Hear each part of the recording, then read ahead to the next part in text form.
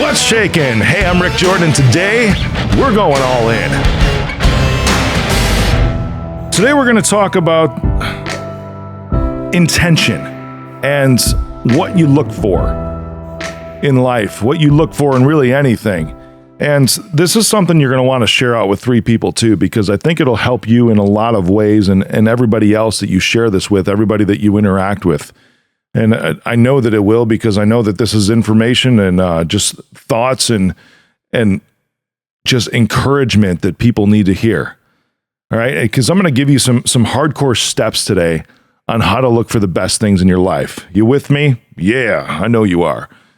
Have you ever seen an individual like, and you're like, man, have you heard the phrase? It's like they're always looking for trouble, right?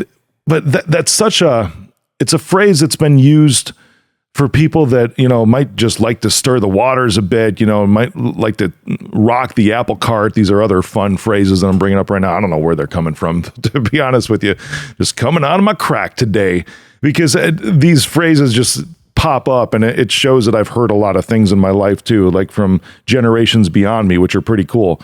Now, these individuals that are like always looking for trouble, we could always plug in a different word for that word trouble, right? Because I'm sure you think it's like, well, that person always seems to have a bad relationship, or they're always with a bad guy, or they're always with just a horrible woman. Every time they find something, they just can't find the right guy.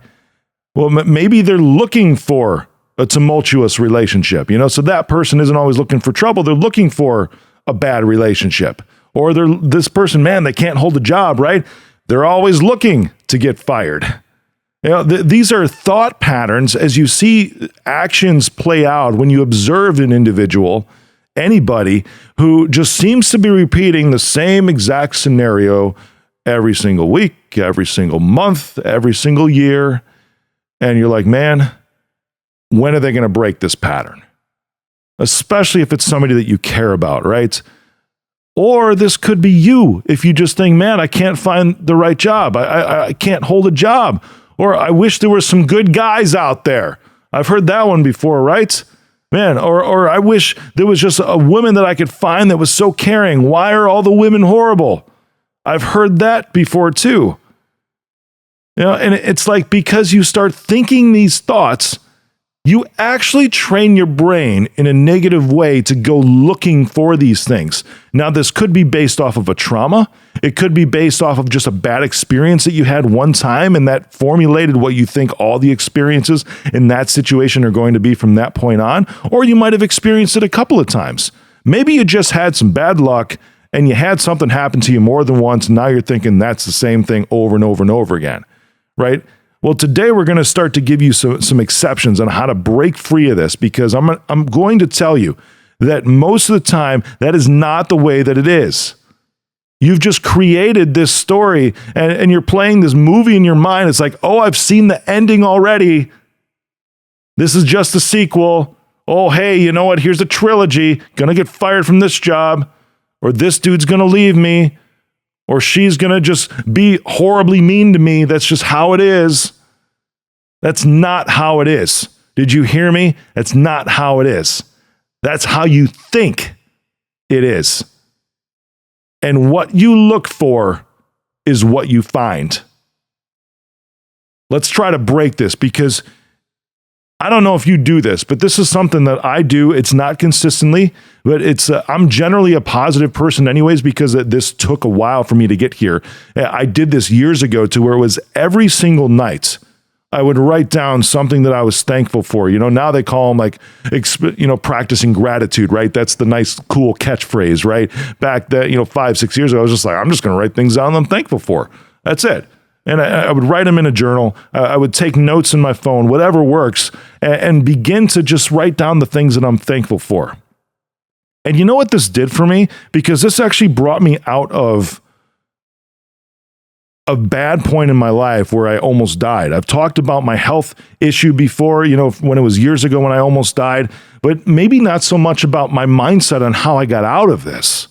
right? Because I was in a bad state, very anxious, very, very depressed, because very wired. I mean, to the point to where I would have like these brain zaps because of these thoughts for 8 months straight that, man, this is it. I'm going to die. Nobody can figure out what's wrong with me.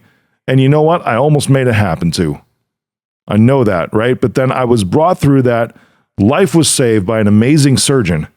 And then after that, I started figuring out, all right, well, cool. That broke the pattern for me.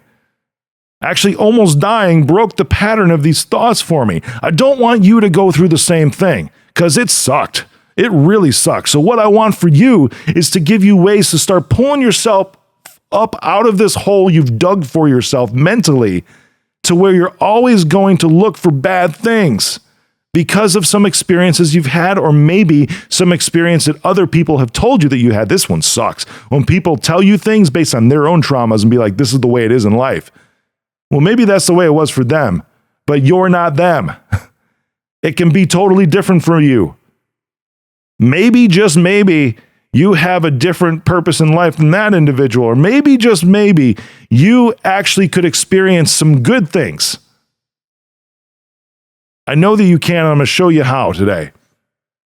When I started being thankful for these things, I would meditate, right? And meditation for me actually comes when I work out.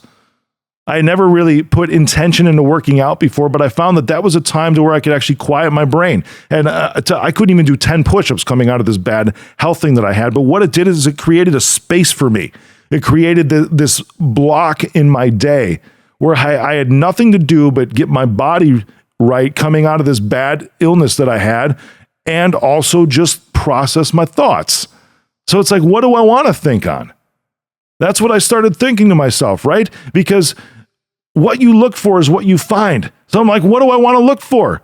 What I did with this, and this is the key, and this is how you're going to break through whatever it is that you think is stupid in your life that's always going to be the same stupidness every single day, every single month, every single year. It might not be stupid if you look for things that aren't stupid. Did you hear that? Your life might not be stupid if you look for things to fill your life that are not stupid. This is how you do it. Just like this, I focused on just think one thing. That's it. Just one thing. That's the easiest place to start. One thing, some kind of outcome, like the end result. For me, it was like, I want to be fit. I don't ever want to go through that again. I want to be fit. I want to build enough muscle mass in my body to where I feel good and I look good. That was the outcome for me. And I actually visualized myself. And no joke, I just took this photo like 3 days ago in a gym in a hotel that I was traveling in, because I'm looking at myself in the mirror and I don't know where I found this shirt. It was a shirt that was buried. It was an Under Armour shirt. It was a tight size medium. I wear large, everything else, right? But this was a fitted medium shirt. And oh my God, did it accentuate all the good things about my shape. I was looking in the mirror, I'm like, holy moly. And then I recalled this vision that I had. It's like, this is the outcome. This is what I want. It was the one single thought that continued to fuel these things, right? And then I kept thinking about it deeper and deeper and deeper about what it would look like when I started this entire journey. That created intention. If you're starting a business right now, if you're looking to maybe bring a new service to market or increase revenue, right? Think of that outcome, just one thing right now. Just think of that one thing. And then keep thinking about it. But first, you have to create this space. For me, it's working out. That's what created the space for me. You have to create this space to continually train your brain, because your thoughts will help you see what you want to see in your life. It trains your brain to then almost kind of like tricks it in a way to start to influence your actions. And that's how these things happen. That's intention. So think about the thoughts one time, the outcome, and then keep thinking about them in that space that you created for yourself think about them over and over and over again. For me, if it's 4 to 5 times a week working out, I'll keep thinking about that while I'm working out over and over and over again about what it actually looks like. Now you're training your brain, and that's going to influence your actions. And everyone, that's called intention. Now you know that what you look for is what you're going to find. So whatever you want to look for, start thinking about that right now, that outcome, and go all in.